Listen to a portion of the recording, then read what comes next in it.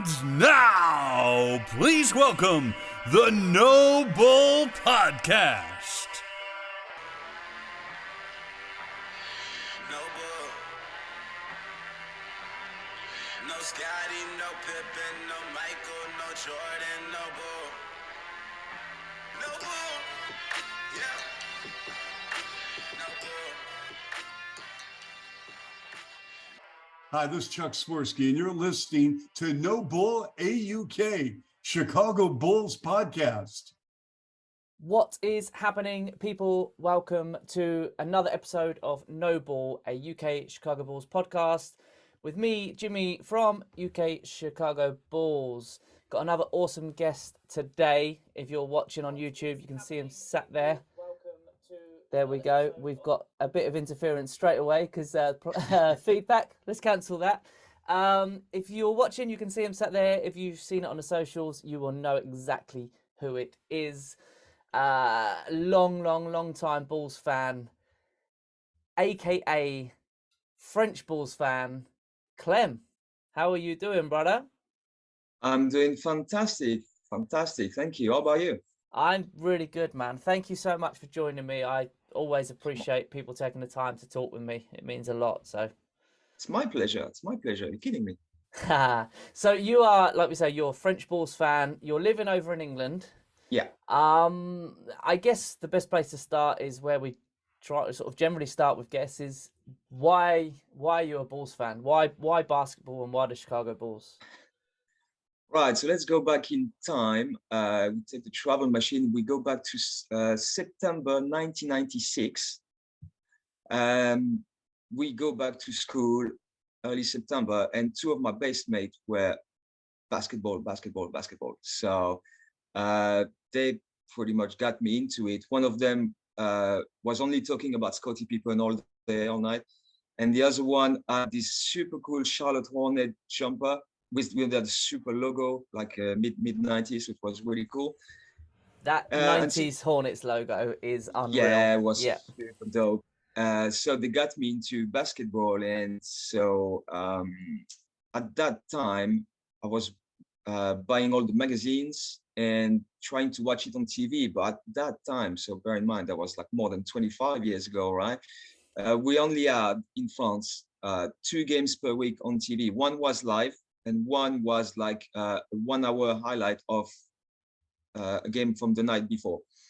But most of the games they were showing were Bulls games, because obviously they were one of the best team at the time. Of course. The best team at the time, obviously.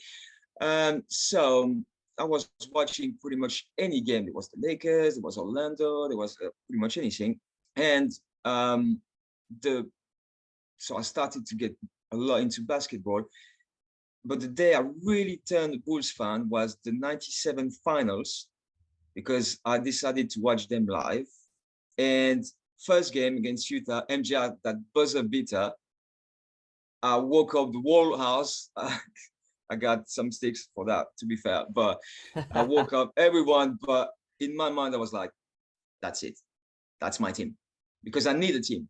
If I watch a sport or competition or anything, I need to have a team to support, because otherwise I lose interest over time. And so I was like, okay, I watched basketball for 6-7 months now. I need a team. But at that moment, when MJ got that buzzer beater on game 1, I was like, that's the one. And Bulls fans ever since. I guess we're of a very similar age, and it's a lot of people's answer to that question of our sort of generation. All you have to say is a kid of the 90s, and that's yeah. I'm as turning simple as 40 that. in 2 months, so yeah. Oh, okay, so I'm 39 next month, so There very you go. similar age. So Yeah. it's amazing, man. It would, like you say, it was a lot more difficult to watch back then than it is these Oh, yeah. days. Yeah. We're very lucky how easy we've got it these days. The most difficult was to try to watch anything Bulls related as soon as MJ stopped. Like from 99 until 2004, 5, it was so hard to find anything about the Bulls, because they were not on TV anymore. They would barely had any articles and magazines talking about them. So yeah, it was really tough. I think I saw a couple of games on the German channel, and then a lot of people would probably know about this. About do you know about Pontel doing No. like videotapes and DVDs? And that was the only way to watch some games. So you would like buy those videotapes. They would send them from the US, and so I have some Bulls games from 2001, 2, 3 on VHS. You know. Oh wow. So yeah, that's crazy just to see Elton Brown at a double-double, or you know, guys like that, like some atrocious games. But I was like, let's have some cool stuff, you know, to watch, and that was the only way at that time. That's awesome, man. It's funny you bring up like VHS because a lot of people or the younger generation I have listening to no this idea what it is, but may not know what it is. But yeah, I had a few Michael Jordan videos and Chicago Bulls VHSs and yeah, stuff, and oh yeah, one of them I had, which was my absolute favorite, was called Above and Beyond.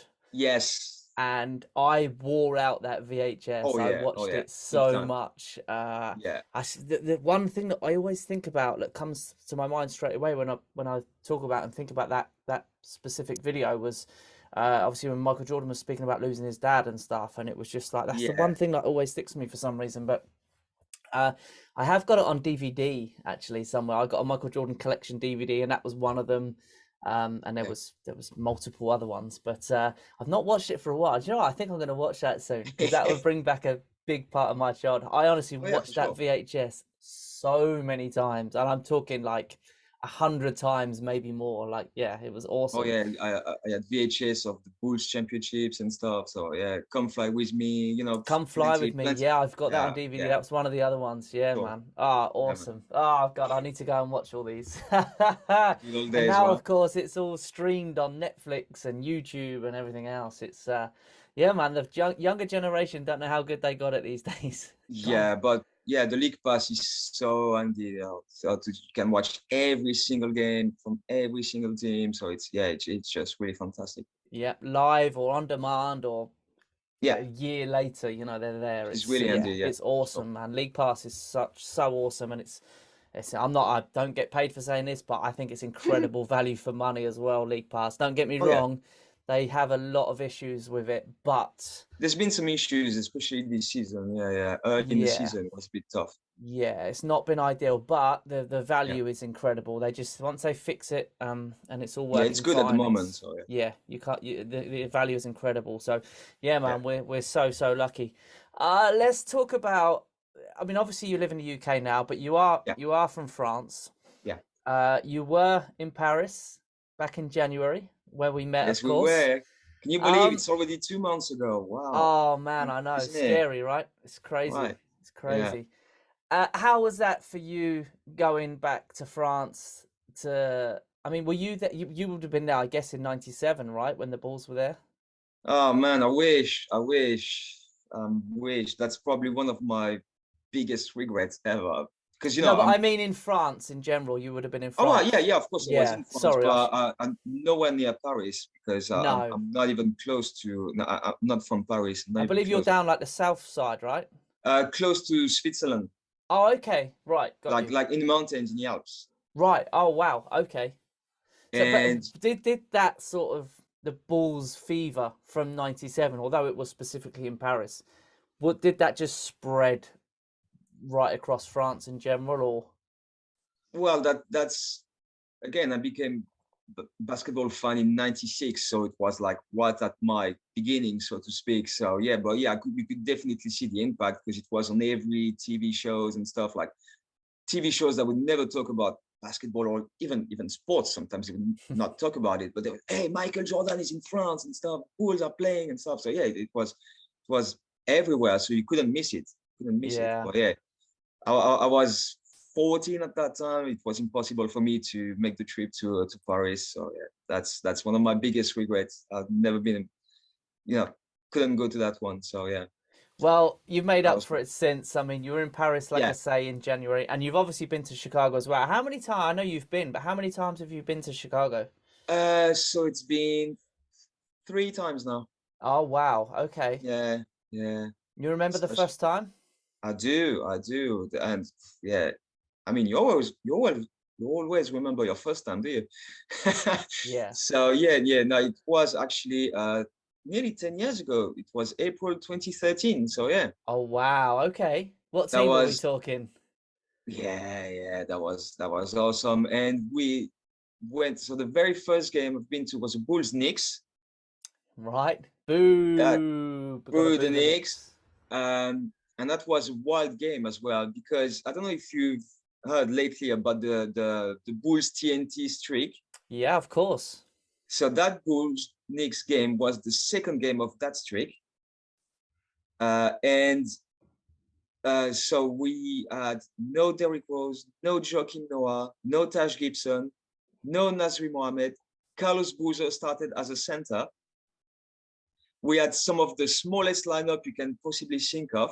Like seriously, at some point in the game, like I think in the second quarter, our five on the court was Nate Robinson, Captain Kirk Harry, Jimmy Butler, Marco Bellinelli, and Rip Hamilton. Oh wow. All together on the court at the same time. So that was wow, what? A very young And Jimmy Butler as well. young Jimmy Butler, exactly. And we were down quickly in that game. And we came back because Nate Robinson was on fire. He scored 35 from the bench and stuff. And we won that game in overtime. Oh wow. Yeah, that was an absolutely crazy game. That was madness. For the first time at the UC, that was something unbelievable. Yeah, Very, man. very good memory of that game. Oh, Also, yeah. because like just two seats in front of me, there was one Knicks fan. Because you know, in US, you are like pretty much all over the place. There's not like a section for the away fans, kind of. You are anywhere. So there was Knicks fans just in front of us, and every time Carmelo Anthony scored, he would go, "Oh, come on!" And then everyone turned to him and said, "Oh, well, you're not talking now, honey. Not talking anymore now." So yeah, that was fun. That was good fun. Well, I'm glad that you got to see the Bulls beat the Knicks because sadly that was my final game in Chicago, which of course we lost. Yeah. Which wasn't the best way to end my trip, but listen, I can't complain. The rest of the trip was really good for you, wasn't it? So. Oh man, honestly, I'm sure people are sick of hearing about it, but yeah, it was truly the trip of a lifetime. Everything just slotted into place perfectly. I honestly was so lucky. Funnily enough, Mark Kay from CHGO has arrived. He's in Chicago he arrived in now, Chicago last night, I believe it was. Yeah. We're recording this on a Wednesday night. I think he arrived yesterday. Yeah. And I was lying in bed. I got into bed last night and I was lying there and sort of reading through the tweets and stuff. And he had met up with Matt Peck and Will. Yeah. I think he had met Big Dave at that point. And I kind of just like got massive envy just looking at it. And don't get me wrong, I understand exactly how lucky I was to have my trip, but yeah, the envy I got of just missing it. And I went back to my pictures from when I was there, and it was just so I had a big moment last night actually looking at everything. So well, you know, it's what I told you at that time, because remember I was like texting you pretty much every day, like, oh, you did this, that's awesome, I love it, man. Because you know I was at work and you were posting stuff and it was like maybe 1 or 2 in the morning here in England, but I was at work because I work nights anyway. So on my breaks I was checking my phones and see you, I met Joakim Noah, I met Claudin, I'm on the car with Will Purdy. I was like, what? It was so crazy, you know, that was man. I was just crazy happy for you, man. It was, I appreciate that. Everyone was so supportive. Like I've said this a few times now, but I didn't get any sort of hate towards me about it, which I was really surprised by because, you know, I don't know. I was just super lucky. Like I haven't done nothing special to earn no, that was just amazing. pure luck. But everyone sort of said, "Oh, how great it was watching it," and sort of living it through me in a weird way. So, yeah, it was really, really weird, but honestly, the most unbelievable experience. I mean, I'd go back tomorrow, forget about all the basketball and all the amazing things that happened to me. Just the city itself of Chicago is insane, isn't it? It's an amazing, it's fantastic place. Best place I've been. And you know, I travel a lot. Like every time I can book some holidays, I go somewhere. I've been to a lot of places that I do like and enjoy, but Chicago is, you know, is just above that. It's fantastic. The city is crazy. Like you said, even without the Bulls part, you know, just like the city itself is massive. There's so many good stuff to see and do over there. You know, the place is mad. Anyone that wants to go to Chicago, seriously, go for it. Go 100%. This place is crazy. Yeah, man. Try to avoid the winter period though, because it's that's something else. But yeah, yeah, the Winter in place. Chicago is no joke. I got super Yeah, lucky because I went beginning of December, and you actually messaged me before I went and said, make sure you wrap up warm. yeah, because one of the time I went was in November and it was freezing. So yeah, yeah. I got so lucky, man. It was actually colder back home than it was in Oh, Chicago. okay, Yeah, right. and I took like a lot of clothes because I was so Mm-hmm. worried, and I didn't wear half of the stuff. I was so lucky. Friends of mine were out there at the same sort of our trip sort of overlapped, and they went to the Right, Bears game on the Sunday, and I left on the Thursday afternoon, and I right. think Friday or Saturday the temperature just dropped. So I was so lucky, and they were at the Bears game, and they had to leave early because it was so cold. Wow, yeah, So yeah, I got very lucky, I think, to be fair. yeah. But man, Out, I miss the place so much. I really do. I know it outdoor sounds stupid, but I miss the place so much. Oh no, for sure. But yeah, outdoor sports in Chicago in December is probably not the best stuff to do. No, the reason I went in December is because when the schedule come out, obviously I planned to go to Paris, and Hmm. I didn't want my first Bulls game or NBA game, in fact, to be anywhere other than the United Center. Yeah, yeah, for sure, So for sure. I Makes sense. I'd always planned to go to Chicago. In fact, I planned before COVID, and obviously that all sort of cancelled it all. So when the schedule come out, I wanted to get a minimum of 3 games in as well. You're going all that way, right? You want to. Yeah, And I was looking at all the schedule and stuff, and I was like, right, this is probably the best time to go because I thought to see Bulls Knicks as well. yeah, For someone like yourself, a kid of the '90s who grew up hating the Knicks, that kind of felt perfect way to end the trip. yeah. And sadly, it wasn't, but you know, it was Yeah, still awesome. So yeah, that's why I did it then in December. I would have liked to have maybe done it either sort of end of October or even maybe this sort of time of year, March, end of March, perhaps when it's a little bit warmer. But yeah, I mean, I was lucky when I went. Like I say, the temperature was pretty warm, pretty mild, really, yeah, considering. yeah, definitely. And the timing I went just kind of slotted in with so many awesome events and stuff that I got to go to. So yeah, I was crazy lucky, man. Yeah, the people as well are just some of the most friendly people ever. Oh, the people in Chicago are awesome. Yeah, Seriously, they're just fantastic. I have so many stories and memories, like just people stopping me in the street to say, "Oh, your jacket is amazing," because I have big Bulls jackets. "Oh, your jacket is crazy good." So, well, just bought it from the Adidas store right there.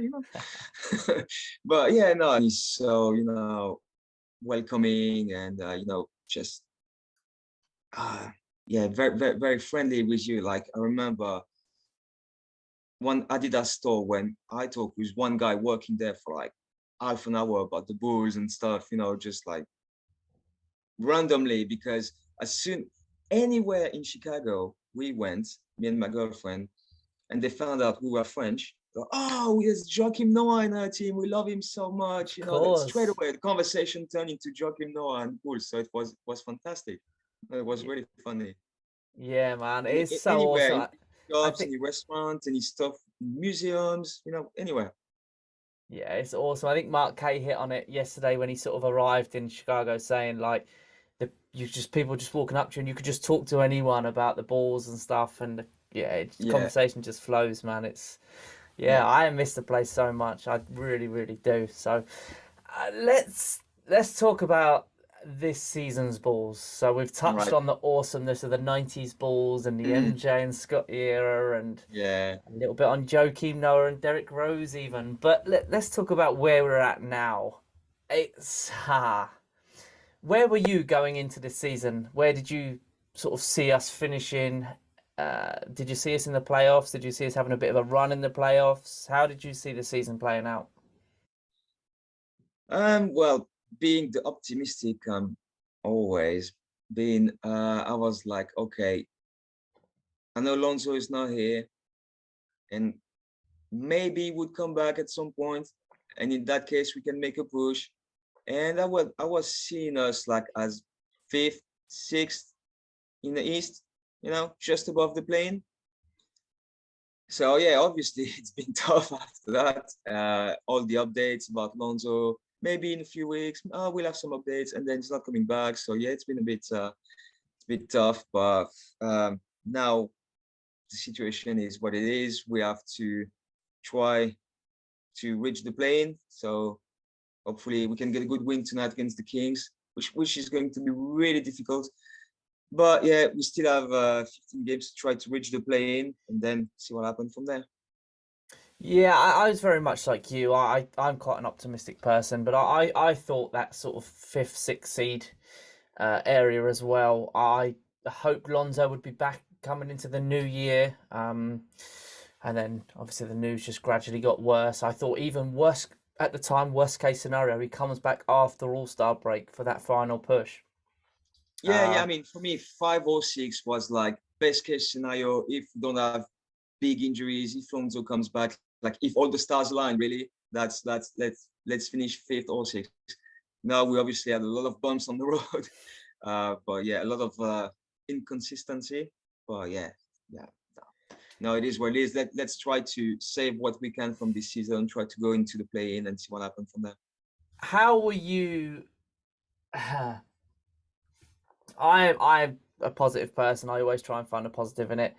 Leading up to All-Star break, I was deflated. I had nothing left in the tank. I was all about, speaking of tank, going for the tank, which I was so dead against because, of course, if our pick lands outside the top 4, it's not ours, it's going to Orlando. So I was so against the tank. And people kept saying to me, tank now, tank for Wemby, tank for Wemby. Absolutely not. But those sort of last 5 games going into All-Star break, I think they absolutely kicked my butt. Because we lost going 6 into people just All-Star before, break, I was like, let's just tank, man. What the hell now? What's the point? And All-Star break done me the world of good, and I'm back on the let's push for the top 10. Let's just get into the play-in, have a win, have another playoff series at least. How are you? Where do you sit on that? Well, yeah, we lost 6 right before the All-Star game. So yeah, I was not in the best of mood at that time. Then Pat Bev came in and I was like, we needed a goon desperately, and that's what it is. It doesn't fix all the problems because we still can't shoot 3 points and stuff like that. But we can see a difference. And now I'm like, it's too late to tank anyway now.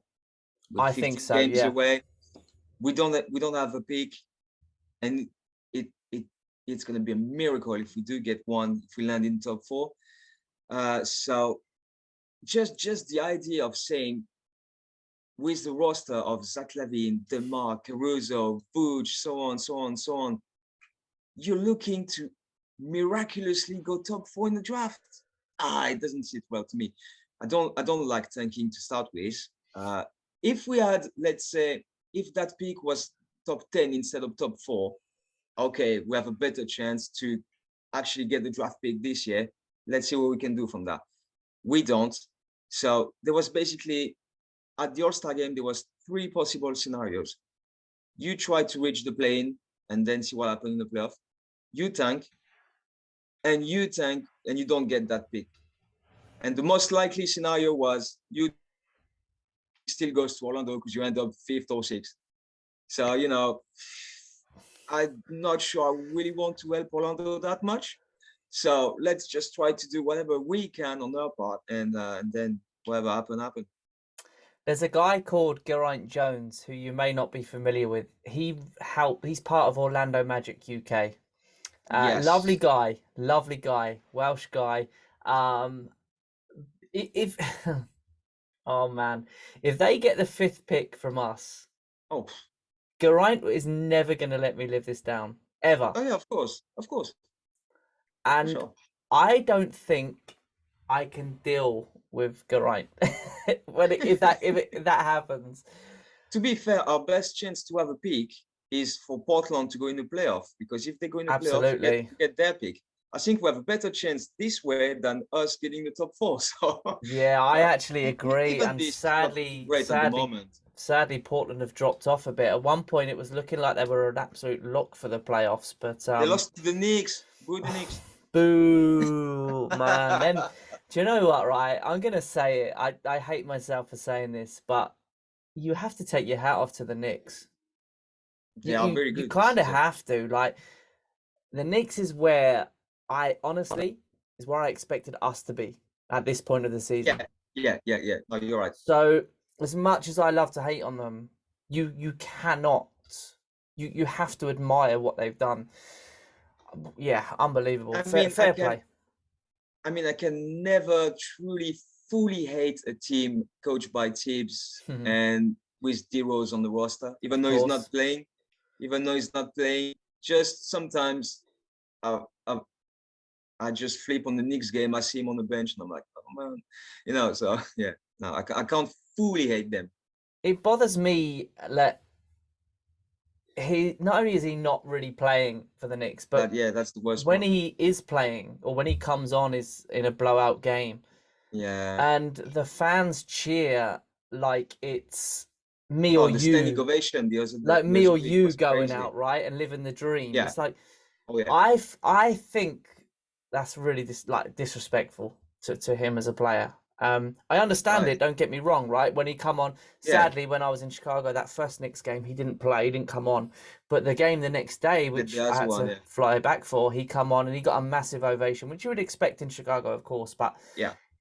he come on in Madison Square Garden recently, and I saw the clip and stuff of him coming on late. The fans were Yeah. calling Yeah. for him, and then Tibbs put him on, and it was like a big thing. And it's like, I get it. That's awesome, right? It's awesome they're supporting him like that. But at the same time, he deserves to be more than just that guy that comes on Oh yeah. No, for sure. for the 100%. fan play. Like he can still do a job. Like he was doing a For great sure. job for the Knicks last season when I mean, Yeah.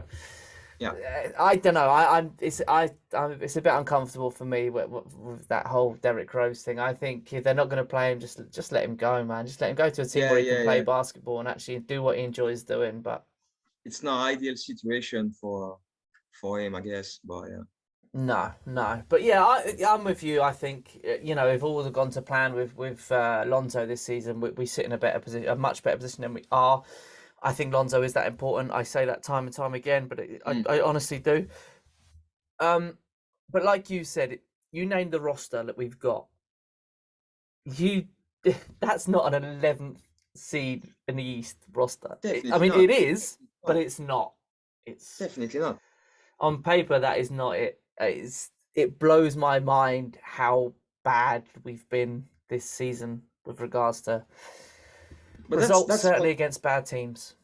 yeah, that's the most frustrating part because you can have a couple of fantastic games when you are locked in defensively, you make all the right stops, you hit your shots, and the next couple of games you are completely deflated. It's been that all season long, being very inconsistent, and that's the frustrating part because they are good, they can do Yeah. great stuff, but they can't do it every night. Look at And what they I did mean, I don't against. expect them. I never expect a team to be good 82 games a Of season. It's course, impossible. of course. But if you're good 7 or 8 games out of 10, it's already very, very, very good. But the Bulls have been too good, too bad, too good, too bad. So yeah, we don't even have a 4-game winning streak this season. That tells you the whole story, isn't it? It's bad, man. I mean, look at how well we played against Denver. Yes, That was the exactly. prime example. That That's was probably the fantastic. best we've played this season. Probably, yeah. And then you go into a game against the Houston Rockets, who of course are one of the worst teams in the league, and you're probably more worried for that game than, well, personally, Yeah, I was for the Denver game. As it happened, we got the job done. It shouldn't have been as difficult as it was, but yeah. I guess it comes down to matchups as well and what the team is all about. Because obviously you play Houston, you think, oh, they only won like 15 or so games. But the thing is, they have a very dynamic and athletic team, and for us, it's always difficult against this kind of team. And because they're very energetic, they take a lot of offensive rebounds and stuff. So they put us in trouble because they play with a lot of energy and stuff. So it was tough for us to match it. So it's not the Houston Rockets, it's the athletic team against us that always push us and stuff. So it puts us in a little bit of trouble. Whereas Denver plays at a little bit slower pace, which was kind of better for us, especially defensively. Like Vucevic had a great game against Jokic because Jokic doesn't play him physical under the rim. He goes away yeah, and stuff. Whereas sometimes you play against centers that are very physical, play under the basket, and it's much more difficult for Vooch. Like let's say Miles Turner for Indiana, for example. Yeah, I think when it starts getting physical with Vooch, you do worry. Definitely, Yeah, he's not that kind of a player, is he? So, yeah. yeah, I don't know, man. I mean, let's talk about Zach LaVine. Okay, let's go straight to Zach. We can't not talk about Zach, right? For sure. He's an Um, absolute fire. Forget about his last however many games. Certainly, the month of March has been unbelievable. It's been well publicized out there the last week or so. How did you feel about Zach before all this is, his recent form, should we say? Where were you at with him? Obviously, he was in trade talk. Allegedly, he was in trade talks with the Knicks and maybe others. Yeah. Where did you sit on that? Well, I mean, when they announced that obviously he had surgery in the summer, so he couldn't really practice or anything. Well, he did some rehab, but he didn't. When he came in training camp, he was 100% far from it, and we saw it at the start of the season because he missed a couple of games. He didn't play the back-to-backs, and yeah, he had some rough games. And people were like, "Oh, you signed that max contract and you can't play." Blah blah blah. Give him time. He's not 100%. You can see it. He's not even driving to the basket because he doesn't have that first step. He doesn't have that athleticism back yet. As soon as he got it back, because in December he was really good already. And then since the All-Star game, he's been on an absolute tear. And he's back to All-Star Zach LaVine. He wasn't this year, and rightly so. He didn't deserve it this year because he started very slow. Completely agree. It took time for him to get back to 100%, but now he's 100%, and that's the Zach LaVine we've seen in 2021. That was his best season. He was super efficient, and that's the Zach we have now. So hopefully it carries on like this, and yeah, we can build around him, even though you still have these question marks about his leadership. But if you surround him with a Pat Bev and a guy that is similar to Pat Bev that we could maybe bring on the team next year, like a couple goons, a couple guys that like talk to the ref, talk to, the other team, get in their head and stuff like that. Maybe that would help him because he won't have to do it. Yeah, I think that's a good point. I think Pat Bev's definitely helped Zach. Yeah. I mean, going into this season, for me, I think for most, DeMar DeRozan was the best scorer on his team, the best offensive player on his team, in my opinion. Mm-hmm. And I think I think it was with Chuck Swirsky when I had him on at the beginning of the season. Oh yeah. I said to him I felt that Zach would be on one this season because obviously DeMar was our best player last season. I think that's obviously my opinion, but I think it's a fact. For sure. No, for sure. DeMar was our best player without a shadow of a doubt. And I think that would have bothered Zach quite a lot because he's the max player now, right? He's supposed to be the franchise guy. So yeah, I honestly felt that he was going to really push on this year and be something. And then obviously, leading up to like January, it kind of just didn't happen. he just couldn't. It wasn't there, was it? And no, he just couldn't. But now, I mean, I got this couple of stats in front of me. So this is Zach in March. Yeah. He scored on average in March 35 points per game. Granted, it's 6 games this is over. He's averaging 35 points a game, 56.5 field goal percentage, and 51.4% from 3-point range. Yeah, that's crazy. And when you bear in mind his opening game in March, he only actually dropped 17 points. I say only. That was the Raptors game, right? That was the Raptors, absolutely, yeah. But from then he's gone on to score 41 against the Pistons, 27 against the Suns, 42 against the Pacers, 29 against the Nuggets, and of course 36 against the Rockets. Excuse me. That is insane. But we know he's capable of that. Although it's insane, for me, I don't know about you, it's not a shock that Zach's done this. No, I'm not shocked at the numbers because we know, like I said, it's just like what he was doing in the 2021 season when he had like crazy numbers and crazy efficiency. He was like 60% on efficiency at that time, which is massive. And and he is on better than this on that particular stretch, like from the All-Star weekend until now. That's the Zach we had at that time when he's 100%, he's driving to the rim. And I think the biggest difference from right now and earlier in the season is this shot selection. Yeah. Because now he's got his athleticism back. He's driving to the rim. He's getting a lot of free throws. He doesn't just stay in the corner and shot threes, for the sake of it.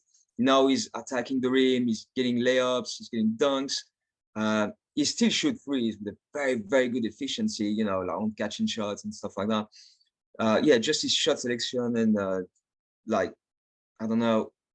He took the leadership. I think so. Certainly the last couple of months. I mean, also the biggest issue I have with Zach, which again I sound like a broken record because I say it all the time, but his decision making for me is just it's not good at all.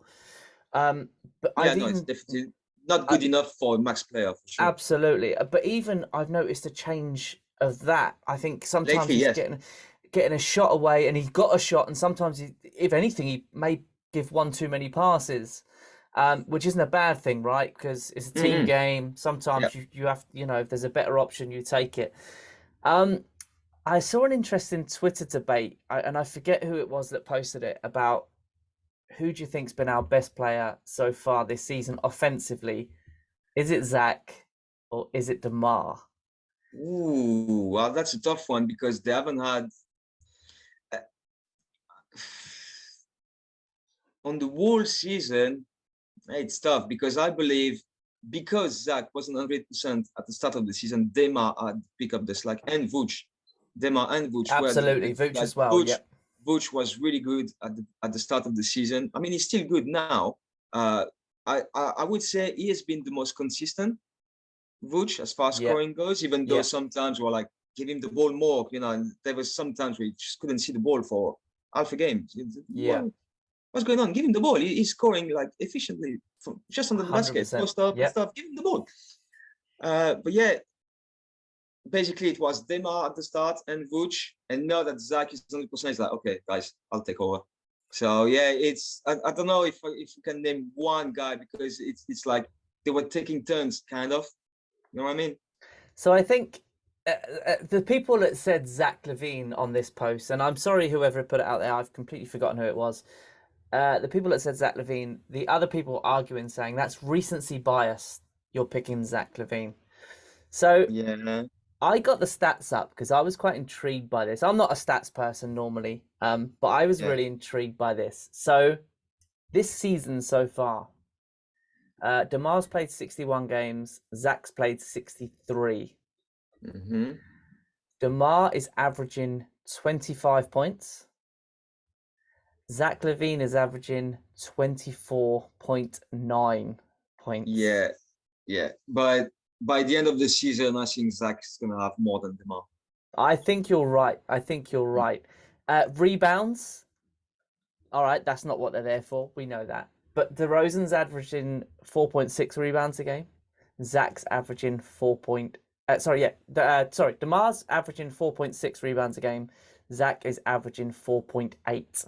Again, very close. It's really good for the Bulls guards to get rebounds, and it's not something we've seen all season. But lately, we've seen like Kobe getting a few, Caruso getting a few, so it's good for the guards. And we know Pat Bev loves to get involved there as well. And Pat Bev, he already had a couple of games with 10 rebounds. Yeah, man. Yeah. Assists wise, okay, DeRozan takes that with 5.1. Zach's got 4 per game. Steals, they're both on 1. Turnovers. DeRozan's on 2.2 a game and Zach's 2.6.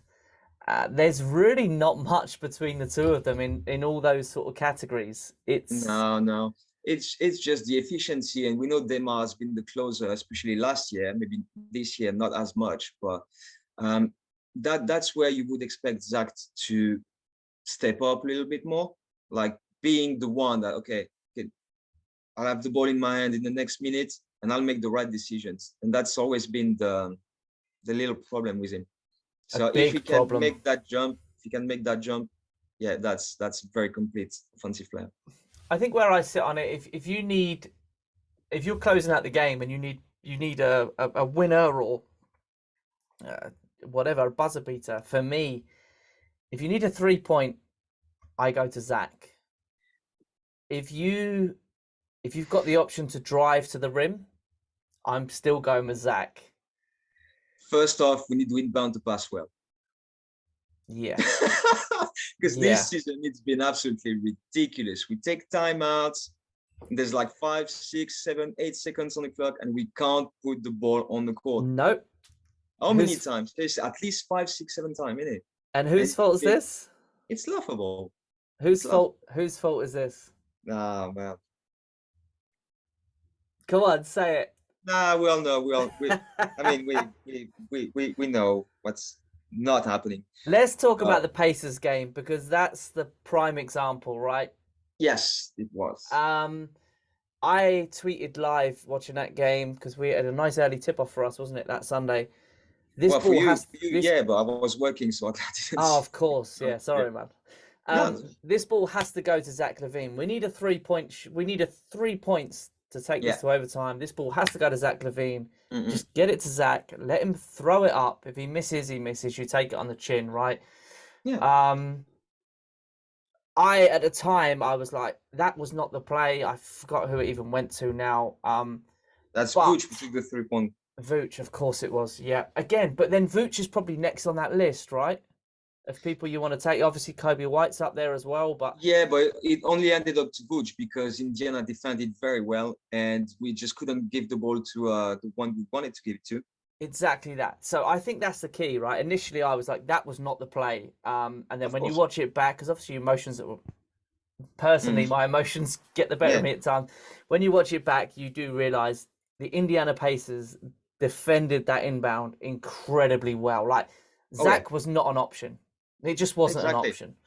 Yeah. So listen, sometimes that just happens, but then you need to have a better backup than that, in my opinion. I don't know, man. I'm not a coach. I don't.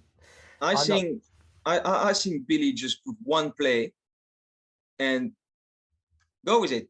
And if you can't make that play happen, people are like, okay, well, what are we doing then? There's no backup plan. This is the problem. There needs to be a backup. That's the thing.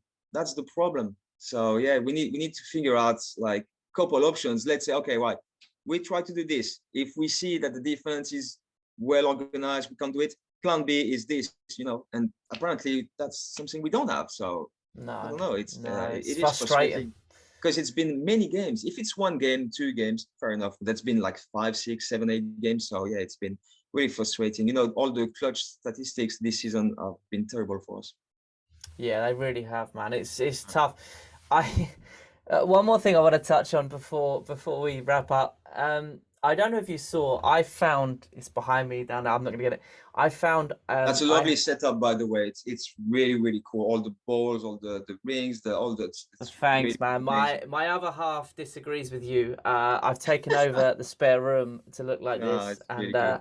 She has to question how old I am at times because she said it looks like a 6-year-old's bedroom.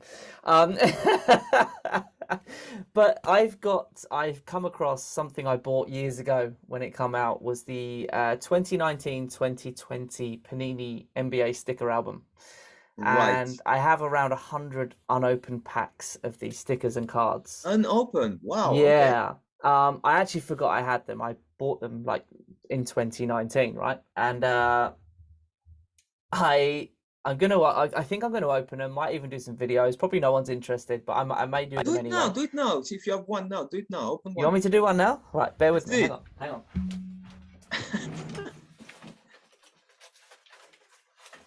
Pick one. Hopefully, if there's a Bulls player on it. I picked a random pack. Okay. Right. Hopefully, there's a Bulls player on it. Come on. That would be amazing. And then what I was getting at was Geordie Ball, shout out Geordie Ball, tweeted me and said, let's have Zach LaVine on that pack. Come on. Oh, come on. He said, I completed this sticker album and cards, got all the stickers and all the cards. That 2019/20 Bulls team was depressing. Yeah. So, and I agreed, right? It was. Oh my God, the first one's a ball. The first one's a ball. You know what? Hopefully it's because it's you. Let's have Laurie Markkinen. Oh, I wish, man. I wish. Who is it? That's Otto Porter. Otto Porter Jr. What is the chances? And I swear on my That's kid's life, I just amazing. opened that. Wow. So Geordie Ball said that Bulls team was depressing, Yeah. which made me want to look back on it. And we finished in 11th place in the East. Yeah. Where are we right now at time of recording? We are 11th because yesterday Washington beat Detroit. So that's even more depressing, right? Mm-hmm. So, okay, in this pack, we've got Chicago Bull at the time, Otto Porter Jr. Wow. We What were have... the very first card? well, he's in a Toronto... Oh, my God, this is so perfect. Don't This tell me one- it's DeMar with Toronto. Almost. Almost. DeMar with the Spurs. Oh, yeah, of course he was in the Spurs at that time. Wow. So we've got DeMar DeRozan in that pack. What is... Honestly, I swear on my kid's life, that was a completely unopened pack. Only we have former Bulls on that pack. Come on. Danny Green in a Raptors uni, Okay, but now. was with the Lakers at the time because the Right, Lakers okay. badge is there. Yeah. We have an all-star Steph Curry, Ooh, not bad. which is pretty Love cool. it. That's pretty cool. We have a shiny Miami Heat logo. Well, fuck that. Shout out to Dan Healy from Miami Heat UK, who is currently in Miami. Oh, okay. Nice. Yes. We have Drew Holiday for the Pelicans, which is the Ooh, card. all right. Nice. That is all of them. So that's the first Very- pack opened. Wow. Otto Porter as the first Otto card. Porter That's... and DeMar DeRozan. I mean, And DeMar, yeah, wow. yeah, that was meant to. I want to open all of them now. I'm gonna try and I might do videos. Maybe people are interested, maybe they aren't. I may do some videos because I feel like a bit of a kid. I don't know about you, but I used to collect stickers and stuff as a kid. So it's Oh yeah. I had Panini albums and stuff. Yeah, of course, for sure. Yeah, so I've got about 100 or 99 now packs, there or thereabouts. So I'm gonna open them over the coming weeks, months, whatever. Yeah, it could be Brilliant. quite fun. It could be depressing as well when I get multiple Chandler Hutchinsons or Denzel Valentine, yeah. but we'll go with it and see what happens. Brilliant. Hopefully I get a That's Larry pretty good. Markkinen as well, right? That would Oh yeah, for sure. Yeah, it's be gotta cruel if I didn't. Yeah, definitely. Oh man. So yeah, we'll do that as well. But yeah, that was a depressing thing. Like Geordie Ball said, like it was the depressing team, but what's more depressing is the team we've got now, which we've obviously touched on, is in Yeah, that because same at that position. time we expect them to be really bad, and this year we had much higher expectations, and they didn't deliver. So yeah. And we have a tough run coming up as well. Make no mistake about it. We've got a tough Oh, schedule ahead. just Sacramento tonight won't be easy at all. You No. know, they are very good. They're gonna push the pace, and they're gonna battle us on rebounds. They're gonna be physical and stuff. So yeah. No That's Trey good. Lyles though. Trey Lyles has been He's suspended. been suspended. Yeah. I I was actually watching that game, and I saw it happen at the end. Yeah, I saw that stuff, and I was like, straight away, I was like, if he's suspended on Wednesday, okay. Cool. Yeah, that could be a blessing, man, because he could have caused us a lot of problems. So, yeah, he's suspended for his altercation with Brooke Lopez, of course. Yeah. Which made me laugh watching that back because Brooke was standing up for Giannis. That was weird. Yeah. He kind of, I think something happened between Trey Lyles and Giannis, and then Brooke Lopez Yeah. got involved, and as Brooke's scuffling with Trey Lyles, and then all the kind of other players got involved, Giannis was just sort of slowly walking around. No attempt to sort of come back and help his team Yeah, out. It's yeah. quite. I But love Giannis, but it was quite funny.